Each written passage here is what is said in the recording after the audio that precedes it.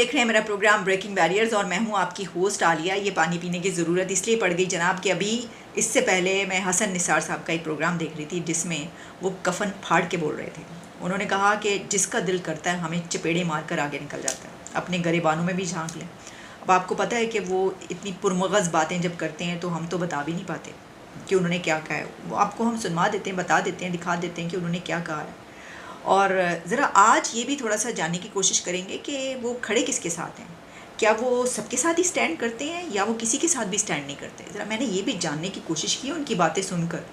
वो जो पुरमगज़ बातें हैं उनकी, वो सुनाने से पहले मैं आपको एक अजीब व गरीब किस्म की खबर जो आगे बताऊँगी वो भी बताती चलूँ। वो ये है कि 4 पाकिस्तानी पाकिस्तान से निकले और पहुँचे इज़राइल। वहाँ पर वो जॉब्स करते रहे, बड़े आराम से उन्होंने वहाँ पे नौकरियाँ तलाश की। पाकिस्तानी पासपोर्ट पे ट्रैवल किया उन्होंने, आप जानते ना पाकिस्तानी पासपोर्ट पे वहाँ पे नहीं जा सकते। उन्होंने वहाँ पर जाकर नौकरियाँ की और वहाँ से 13 करोड़ की ट्रांजैक्शंस की जो पाकिस्तान पहुँची। ये क्या कहानी है, बड़ी दिलचस्प कहानी है, आपको बताते हैं। लेकिन पहले ज़रा हसन निसार साहब के पास, सर वो जले कूढ़े बैठे हुए थे, उबल रहे थे, वो बाकायदा झुलस रहे थे। उन्होंने कहा कि ये जो पाकिस्तान के हालात हैं इस वक्त, और के बेचारे इतने गरीब गुरबा जो पहले कभी ऐसे होते थे कि उनको दाल रोटी खा लिया करते थे, उनके पास भी नहीं है, वो भी मांग के खा रहे। इन बातों पर वो बड़ा ही सख्त गुस्से में थे और फिर स्वीडन वाले वाक़े पर भी वो बोलना शुरू हो गए। तो मैं ज़रा आप देख लीजिए वो क्या फरमा रहे हैं, थोड़ा सा हम सुन लेते हैं। हमने क्या किया, ये दीनी इल्म है, ये दुनियावी है। वो दुनियावी इल्म भी ओए सीने, ये दुनियाएं दी हैं, कहकशाएं दी हैं, ये कायनातें दी हैं। ये जितने सब्जेक्ट्स हैं, एनाटॉमी है, फिजियोलॉजी है, जियोलॉजी है, बॉटनी है, स्पेस साइंसेस है, वगैरह वगैरह वगैरह, वो ये कहाँ क्या करती, बॉटनी क्या करती पौधों के साथ? पौधे मेरे बाप ने बनाए, बताएं।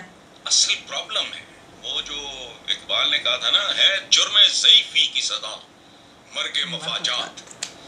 जब 3 कॉन्टिनेंट्स पे सलमान द मैग्निफिसेंट, खिलाफत उस्मानिया उसकी हुकूमत थी, जरूरत थी दुनिया में।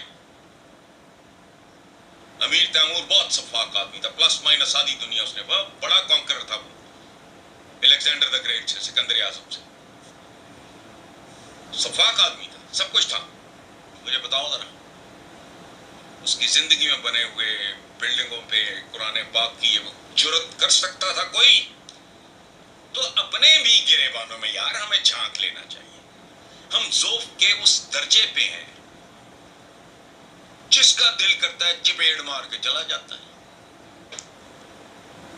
कश्मीर हमारे गवांड में है, सुबह घिसे पिटे बयान देने के यूं करते कि बुक करते कि जवाब देना आता है तो नहीं आता। जवाब को एक इंडिविजुअल की पूरी कौम दिया करती है। पूरी कौम, अगर हम बुनियादी तौर पे सेकंड रेट सिटीजन, अगर ग्लोबल विलेज है ना, ये आलमी गांव है ये दुनिया, तो हम तो सब इसके कम ही रह गए। कोई जरूरत करता तारिक बिन ज़ियाद के, मूसा बिन नसैर के होते हुए, ये हमारा अपना भी तो कुछ कोई रोल है कि नहीं? किसी जोगे होते भी सफारतकारी हैं, हमें जवाब देना आता है तो नहीं आता देना भाई। हम बहुत कमजोर हैं, हम अपनी आबादी, अपने भूखे को का पेट नहीं भर सकते। हमारी औकात ये है, हम मकरूज हैं, हम सूद के कारोबारी हैं, हम ढोंगिए लोग हैं। सूद हलाल है, बताएं? IMF जिस पे फुदक रहे हैं, भगड़े डाल रहे हैं, लुटियां डाल रहे हैं, वो उन्होंने क्या कर्जे हंसना दिया आपको? ये जाने दो। अब जी बात पता है क्या है, बात ये है कि बातें तो सच्ची हैं और बड़ी कड़वी हैं, ठीक है। जिसका दिल करता है चपेड़े मार के निकल जाता है, और जो कर्जे हंसना दिया हमें, ये सब बातें अपनी जगह पर। लेकिन ना मुझे कभी ऐसा महसूस होता है कि हसन निसार, जिनको बहुत सारे लोग बहुत ज़्यादा पसंद करते हैं और वो बड़ा अच्छा बोलते हैं, बड़ा अच्छा लिखते भी हैं वो, लेकिन ना वो स्टैंड किसके साथ कर रहे हैं? क्योंकि देखिए उन्होंने कुछ ऐसे लोगों की मिसालें दी जिसमें उन्होंने कहा कि बड़ा जालिम था। खुद कहा उन्होंने कहा प्लस माइनस, यानी बहुत ही उसने कॉन्कर की पूरी दुनिया और क्या क्या कुछ किया, लेकिन बड़ा जालिम था।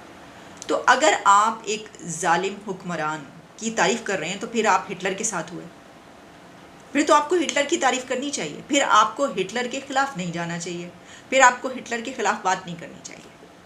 अगर आप एक मुसलमान जो जालिम हुक्मरान गुजरा है उसकी तारीफ़ करें तो फिर आप हिटलर की तारीफ़ भी करें, इसमें क्या बात हो गई। अच्छा, एक तरफ ये मुझे हसन निसार साहब जो है ना वो नज़र आते हैं कि बहुत लिबरल, बहुत सेकुलर, लेकिन उसी के पैरेलल हसन निसार साहब मुझे नज़र आते हैं बहुत ज़्यादा इस्लामिस्ट और बहुत ज़्यादा फंडामेंटलिस्ट। अब क्या मजबूरी की बिना पर वो ऐसा बोलते हैं कि प्रोग्राम में अब ये कहा है तो भाई इसको जो है वो प्लस माइनस करने के लिए ये भी कहना पड़ेगा, और ये कहा है तो इसको प्लस माइनस करने के लिए ये भी कहना पड़ेगा। हकीकतें हैं जो बयान करें कि कमी कमी, यानी जो ग्लोबल वर्ल्ड, अगर आप इसको एक आलमी गाँव कहते हैं तो कमी कमी है आप इस वक्त जिस जगह पर हैं। बल्कि मैं देख रही थी कि जो अब दूसरी मईशतें हैं वो हमसे ऊपर जा चुकी हैं, और वैसे तो श्रीलंका की खबर में मैं पढ़ी थी, वहाँ से भी लोग भाग भाग के दूसरे मुल्कों को जा रहे हैं, तो यहाँ से भी जा रहे हैं। लेकिन बात यह है कि आपको एक के साथ तो स्टैंड करना चाहिए ना, या तो आप इस तरफ हैं और या फिर आप इस तरफ हैं। अपने आप को गालियाँ देने, गरेबानों में झांकने, जो आता है वो चपेड़े मार के निकल जाता है। फिर आपने बीच में कश्मीर का जिक्र भी किया जिसमें आपने कहा कि जनाब वो जवाब देंगे। वो सही कह रहे हैं कि जवाब देने वाली शक्लें हैं, मतलब ऐसी शक्ल है कि आप जो हम बातें करते हैं ना कि हमने यहाँ पे झंडा लहराना है तो वहाँ पर, और यहाँ पर हमने फतवात करनी है तो यहाँ पे गजवा करना है। मुझे ये बताएं, वो ये बात सही कह रहे हैं कि भाई अपने ऊपर नज़र तो डाल लो, किसी कौड़ी के नहीं, कमी कमीन दुनिया में एक ऐसी जगह पर आप खड़े हैं कि जहाँ पर हर कोई जो है अफसोस के साथ आपको देख रहा है, और या फिर ये कि भाई पैसे मांगने आ गए। वो दूसरी तरह मुँह कर लेते हैं, पैसे मांगने आ गए, भाई भागो निकलो यहाँ से, इसने पैसे मांग लेने हैं। वो खुद हमारे प्राइम मिनिस्टर ये कह रहे हैं, बात सही है। लेकिन फिर उसमें बात यह है कि ये कहते हुए ये तो नहीं हो सकता ना कि आप हर तरफ खड़े रहें, हर एक के साथ स्टैंड ले लें। कभी आप एक जालिम के साथ भी खड़े हो जाएं, कभी आप कहें कि फंडामेंटलिस्ट ठीक हैं, कभी आप ये कहें कि नहीं ये तो सेकुलरिज्म होना चाहिए, कभी आप कहें ये तो मजहबी जुनूनी बन गए हैं, और फिर उसी के साथ एक और बयानिए पर आप ये कहें कि देखो ये तो जो है वो कुछ भी नहीं कर पा रहे मज़हब के लिए, ये क्या कर लेंगे, स्वीडन में जो हुआ तो ये क्या कर लिया इन्होंने, ये है हालात आपके कि आप कुछ नहीं कर पा रहे। और उसी के साथ आप साथ में फिर ये भी कहते हैं कि देखो ये जो हैं ये किन हालों को पहुँच गए मुसलमान के, इन्होंने अपना क्या हाल कर लिया। तो ये ना कॉन्फ्लिक्ट नज़र आता है, तजाद नज़र आता है। तो वो होता ये है जनाब कि आप क्या करें, वो भी मतलब बरस से डेकेड से तो वो बोल रहे हैं ये बातें, तो वो किसकी तरफ स्टैंड करें, क्योंकि देखते तो सभी हैं। समा टीवी पे ये इनका प्रोग्राम चलता है, इससे पहले जियो पे आता था, लेकिन उनको पता है कि उनकी जो व्यूअरशिप है उसमें बेशुमार लोग हैं और कई हर तरह के लोग हैं, तो फिर वो हर किस्म के लोगों के लिए उसी किस्म का खाना परोसते हैं। जी ज़रा बढ़ते हैं आगे, क्योंकि हम ये बात कर रहे हैं ना जब हमारे जो हालात हैं इस वक्त, तो देखें लोग भाग भाग के जो दूसरे मुल्कों में जाने की बात हो रही है, तो एक जो ये कहानी सामने आई ये तो बड़ी ही अजीब व गरीब निकली।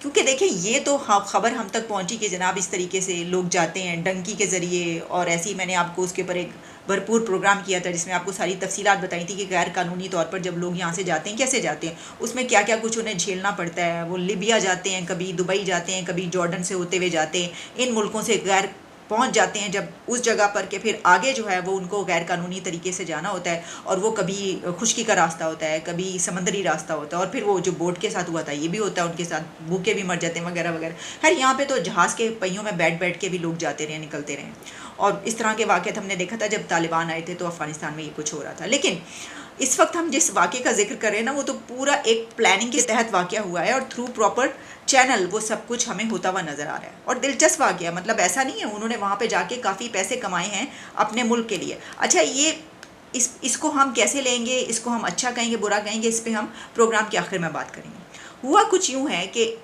4 पाकिस्तानियों ने इसराइल का सफ़र किया पाकिस्तानी पासपोर्ट पर। वो इसराइल पहुँचे, वहाँ पर उन्होंने जॉब्स तलाश की और वो वाली जॉब्स करते रहे, वहाँ पर रिहाइश इख्तियार की, रहते रहे। वहाँ से 13 करोड़ के लगभग उन्होंने ट्रांजैक्शंस की, यानी पैसे अपने पाकिस्तान में भेजे, और उसके बाद फिर वो फड़े गए, पकड़े गए हैं, धर लिए गए हैं। और अब ये इन्वेस्टिगेशन हो रही है कि ये हुआ कैसे। अब जैसा कि आप जानते हैं कि पाकिस्तान के पासपोर्ट पर तो इसराइल आप जा ही नहीं सकते, पूरी दुनिया जा सकते हैं, आप इसराइल नहीं जा सकते, उसके ऊपर लिखा हुआ है। आप कहीं से निकलने की कोशिश करेंगे तो आपको कहेंगे कि इसके ऊपर तो ये लिखा हुआ है आपके पासपोर्ट के। और वैसे भी सबको पता पढ़ने की ज़रूरत नहीं कि जी पाकिस्तान वो कंट्री है कि जो अभी तक वो यहूद हनूद की साजिश वगैरह सब कुछ चलता है। तो ये पाकिस्तानी भी गैर कानूनी तरीके से गए और उन्होंने एक एजेंट को पैसे दिए, तो उस एजेंट ने उन्हें ये कहा, भाई वो एजेंट का भी कमाल का बनता था कि वो क्या करते हैं कि लेकर जाते हैं ऐसे कंट्रीज़ में, इटली बहुत ज़्यादा लोग जाते हैं, ग्रीस बहुत लोग जाते हैं, सऊदी अरेबिया और दुबई, इस तरह के कंट्रीज़ में। उस एजेंट ने ये कहा कि भाई मैं कहीं नहीं ले जा सकता, मैं सिर्फ एक कंट्री में तुम्हें ले जा सकता हूँ, मेरी वहाँ पर एक्सेस है, और वो है इज़राइल। और ये लोग, मासूम लोग, मान भी गए। उन्होंने कहा इसराइल कोई गल ही नहीं, चलो चलिए, बैठो, ट्रेन फड़ो तो इसराइल चलिए। मुझे तो लगता है कि उन्हें ये नहीं पता था कि जहाज़ के ज़रिए जाते हैं, ट्रेन के ज़रिए, क्योंकि वो बंदा कह रहा है मैं तुम्हें इसराइल पहुंचा सकता हूँ, और वो कहते हैं हाँ। तो हो सकता है उनको ना पता हो, लेकिन अब ये तमाम इंटरनेशनल मीडिया में और नेशनल मीडिया में खबर छप रही है। वैसे तो ये खबर ऐसी है नहीं कि इसके ऊपर इतना, लेकिन इसलिए है क्योंकि हमारा कानून जो है वो ये कहता है, तो लोग कैसे चलेंगे और वहाँ पर रहते भी रहे। पाकिस्तान के वफाकी तहकीकाती इदारे FIA ने गैर कानूनी तौर पर इसराइल का सफ़र करने और वहाँ से ट्रांजैक्शंस करके पाकिस्तान में पैसे भिजवाने पर मीरपुर ख़ास पोस्ट ऑफिस 1,13,00,000 रुपए भिजवाए हैं। और डिटेल्स ये हैं कि वहाँ पर रहकर इन्होंने मुलाजमतें की और वहाँ से 108 ट्रांजैक्शंस की हैं पाकिस्तान में, 108 ट्रांजैक्शंस, और मीरपुर ख़ास पोस्ट ऑफिस 1,13,00,000 रुपए इन्होंने भिजवाए हैं। FIA ने पकड़ लिया, इनको हिरासत में ले लिया है, और इनसे पूछा जा रहा है कि आपने ये गैर कानूनी सफ़र जो है ये कैसे किया। और ये ट्रांजैक्शंस 2016 और 2021 के दरमियान की गई हैं, यानी इतने साल वो वहाँ से पैसे भेजते रहे और वहाँ पर आराम से रहते रहे। भाई कमाल की बात है। ऐसे देखिए, मैं तो ये समझती हूँ कि ये ट्रांजैक्शंस पाकिस्तान नहीं है तो हमें तो पैसों की ज़रूरत है। 13 करोड़ रुपए उन्होंने आपको भेज दिए, और बात इससे भी आगे बढ़ जाती है। गल वध गई है मुख्तारिया। हुआ ये कि सिर्फ ये लोग जो जॉब्स करते थे वही नहीं गए इसराइल, बल्कि उसके बाद उनके घर वाले भी इसराइल होके आए हैं, और उनके जो कुछ रिश्तेदार हैं वो भी इज़राइल का चक्कर लगाए हैं, सैर व तफरी वहाँ से कर आए हैं। और अब मुलजिमान के अहले खाना की जो सफरी तफसीलात हैं, यानी उनके डॉक्यूमेंट्स भी देखे जा रहे हैं, पासपोर्ट भी देखे जा रहे हैं कि भाई लोगों, तुम लोग तो गए थे, भाई मुल्क के हालात ख़राब हैं, लोग भाग रहे हैं, आपको एजेंट ने कहा मैं तुम्हें कहीं और नहीं दिलवा सकता, आपको पता ही नहीं था, पता नहीं किस दुनिया में रहने वाले लोग हैं, तो आपको तो पता ही नहीं था, आप तो रोटी को चोची कहते हैं, आपको इसराइल का नाम भी नहीं आता था। आपने कहा हाँ जी, जहाँ पर भिजवा सकते हैं, बस पैसा मिलना चाहिए, जॉब मिल जाए, वहाँ पर हम इन हालात से भाग जाएँ, मिल जाती है। उसके बाद वो वहाँ पर रहकर कमाते हैं। 2016 से लेकर 2021 तक अपने मुल्क में पैसे भी भेजते हैं। उसके बाद होता है कि अब अपने घर वालों को भी वहाँ पर ले जाते हैं, और वो भी आराम से चले जाते हैं। और क्या वो इसी गैर कानूनी तरीके से गए? FIA के मुताबिक मुलजिमान का टिकट रिकॉर्ड हासिल करने के लिए PIA, Emirates airline, Qatar airline और इत्तेहाद एयरलाइन से कांटेक्ट किया गया, और फॉरेन ऑफिस के ज़रिए कीनिया, श्रीलंका, स्विट्ज़रलैंड और UAE के सिफारत खानों से भी रब्ता किया गया ताकि मुलजिमान को जारी होने वाले वीज़े का रिकॉर्ड हासिल किया जा सके। यानी कितने कंट्रीज से हमने रब्ता किया, इतने मुल्कों से तो शायद हमने कर्ज मांगने के लिए रब्ता किया होगा, अब इनके लिए रब्ता किया गया।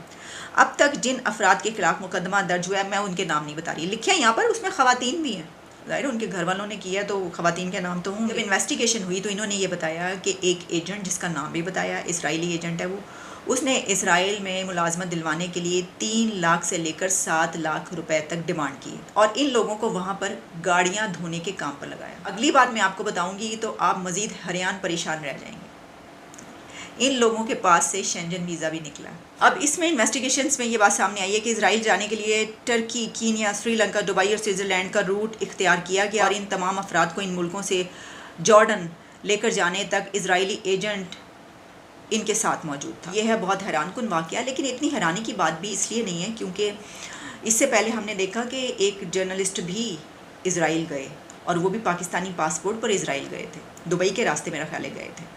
बल्कि वो जब मेरे प्रोग्राम में आए थे उमर कुरैशी, तो मैंने उनका इंटरव्यू भी किया था, और उसके बाद भी एक हंगामा हुआ था, लेकिन वो तो जा चुके हैं इससे पहले। अच्छा, अब ये लोग जो हैं, ये क्योंकि वो तो सिर्फ विज़िट करने गए थे, और उन्होंने वहाँ पे जहाँ गए और किस ग्रुप के साथ गए वो भी बता दिया। ये लोग क्योंकि मुलाजमत के लिए गए थे, सर वो जो हसन निसार साहब कह रहे थे ना, कमी कमीन वो पकड़े जाते हैं, तो ये पकड़े गए हैं, धर लिए गए हैं। अब इसमें एक तो बात यह है कि वो एक ऐसे मुल्क में जो कि दिवालिया के करीब था, अगर उन्होंने 13 करोड़ रुपये भेज दिए तो आपको तो शुक्रिया अदा करना चाहिए, बल्कि आपको पूछना चाहिए बड़े अक्लमंद हो, तुम लोग कैसे पहुँचे वहाँ पर? कहीं भी नहीं मिल रही थी जॉब, तो इसराइल चले गए। भाई कमाल क्यों, ऐसा करो हमारे साथ आओ, काम करो, आप तो मास्टरमाइंड हैं। इतनी आपने होशियारी और बहादुरी देखिए, आप बहादुरी। उन्होंने ये नहीं सोचा कि हम इसराइल आके काम कर रहे हैं, 4 साल तक हम काम करते रहे, तो हम वापस जाएंगे तो पकड़े जाएंगे। भाई वहीं पर कहीं निकल लेते पतली गली से।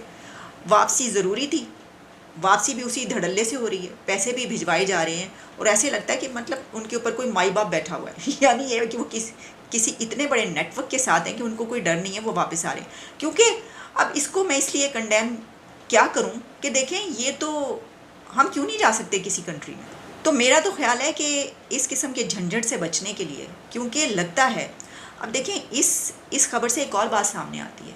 इसका मतलब ये है कि इज़राइल पाकिस्तानियों को जॉब देने के लिए तैयार है। वहाँ पर भी जिन लोगों ने उनको जॉब दी हुई होगी उनको पता होगा कि ये गैर कानूनी तरीके से आए हैं, यानी पाकिस्तानी, उनको पता होगा कि पाकिस्तानी तो यहाँ पे आ नहीं सकता। तो अगर यहाँ से बड़ी तादाद लोगों की वहाँ पर जॉब्स के लिए जाए तो इज़राइल उनको जॉब्स देगा, हमारे बड़े मसाइल हल हो सकते हैं। ये खोलें बॉर्डर शॉर्डर, ये कुछ करें, इस पर कहाँ जा सकते हैं और कहाँ पर नहीं जा सकते, ये भी टंटा मुकाई दें, झगड़े ही ख़त्म करें। हसन निसार साहब जो कह रहे थे भाई इनको जॉब्स दे दें, आप पाकिस्तान के लोगों को रोज़गार मुहैया कर दें, वो नहीं जाएंगे। अच्छा, अब इनको अगर गलत कहा जाएगा इस बिना पे, वैसे तो कई एक रीज़न्स हैं, कोई किसी लिए गलत कहेगा, कोई किसी वजह से गलत कहेगा, लेकिन जैसा मैंने कहा कि बहुत सारी ऐसी लॉजिक्स भी होंगी कि ये पूछा जाएगा कि आपने उनको रोज़गार प्रोवाइड किया था, उनको रोटी मिल रही थी, अगर नहीं मिल रही थी तो वो फिर क्या करते। उनके पास ऑप्शन एक ही थी, एजेंट एक ही मिला जिसने कहा भाई यहीं पर दिलवा सकता हूँ, वो वहाँ पर चले गए और आपके मुल्क में पैसे भेजते रहे। लेकिन इससे भी अगर हम आगे बढ़कर देखें, अगर ये गैर कानूनी है तो बोट का जो हादसा हुआ है अभी कुछ दिन पहले, वो सब के सब जो उसमें 200-250 लोग थे, जो 200-250 नौजवान यहाँ से जा रहे थे, वो भी तो गैर कानूनी था। तो फिर उनके मरने पे अफसोस क्यों हो रहा है? वो तो गैर कानूनी तौर पर ही जा रहे थे, फिर इतना रंज किस बात का? आपने पूरे एक दिन का सोग मनाया, परचम सरने को रखा, तो वो भी गैर कानूनी तरीके से गए थे और वहाँ पर कमाने के लिए जा रहे थे वो भी। हाँ, ये अलग बात है कि वो इज़राइल नहीं जा रहे थे, तो इसका मतलब ये हुआ कि यहाँ पर सारा जो झगड़ा है, जो टंटा है, वो इज़राइल का है। तो अगर हम इसको नज़र में रखें तो इसका मतलब तो ये हुआ कि गैर कानूनी तरीके से जाना तो उनके लिए भी कोई प्रॉब्लम नहीं है, क्योंकि अगर वो बोट में जो लोग गए थे उनके लिए जो है हम ऐसा नहीं सोचते तो फिर इनके लिए भी क्यों सोच रहे हैं। तो मसला सिर्फ एक है और वो मसला, वो टंटा, वो झगड़ा है इज़राइल, यहूदो नसारा, यहूदो हनूद, ये मसाला है। मुझे आप इजाज़त दें, आपसे दोबारा मुलाकात होती है।